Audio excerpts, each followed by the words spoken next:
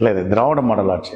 திரு ஈவி.கே. இளங்கோவன் காமராஜர் ஆட்சின்னு சொன்னாரு. நான் அதுல ஒரு சரி, எங்க நல்லாட்சி நடக்கிறதோ அதெல்லாம் காமராஜர் ஆட்சின்னு சொல்லியிருக்காரு. அப்ப இது காமராஜர் சொன்னது சரிதானே? ஐயோ, எந்த ட்ரெண்ட்ல பேசினாலும் எந்த ரூட்ல போனாலும் விடவே மாட்டேங்கிறானே, நான் என்ன பண்ணுவேன்? அவர் நீங்க வந்து எங்க நடந்தோன்னு உங்களுக்கு தெரியும். நீங்க வந்து காமராஜர் ஆட்சியை மீண்டும் கொண்டு வரக்கான முயற்சி பண்ணணும் சொல்லி உங்க தொண்டர்கள் எல்லாம் நீங்க போய் பேசுறீங்க. அப்பதான் திரு இளங்கோவன் வந்து இல்ல நடக்கிறதே காமராஜர் ஆட்சி தான். காங்கிரஸ் பெரிய கதை பொறுத்த வரைக்கும் கருத்து சுதந்திரம், எழுத்து சுதந்திரம், எல்லா சுதந்திரமும் உள்ள கட்சி. இது கருத்து சுதந்திரம் வேற, கருத்து வேறுபாடு வேற இல்ல. பெர்ஃபார்மன்ஸ் பண்ண வர்றா, மனப்பாடம் பண்ணி ஓட்டிக்கிட்டு இருக்கேன். இல்ல இப்ப காமராஜர் ஆட்சியா இல்லையாங்கிற ஒரு கேள்விக்கு பதில் தேடிடுவோம்.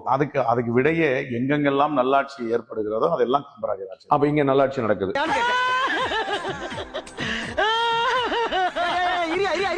நல்லாட்சி நடந்தா மக்கள் நல்லாட்சினாங்களோ காமராஜர் ஆட்சி தான். இல்ல இது நல்லாட்சி.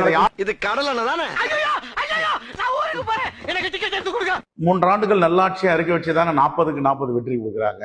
அப்ப 3 முறை வந்து நரேந்திர மோடி அவர்கள் தேர்ந்தெடுக்கப்பட்டது வந்து அவருக்கான ஒரு சர்டிபிகேட். நாடு முழுக்க அவர் வந்து நல்லா செயல்படுறாருன்னு நம்பிதானே மக்கள் கொடுத்திருக்காங்க. அப்ப நீங்க இல்லையா பங்கு மாட்டிக்கிட்ட பங்கு? உங்களுக்கு வந்தா ரத்தம், எனக்கு வந்தா தக்காளி சட்னியா?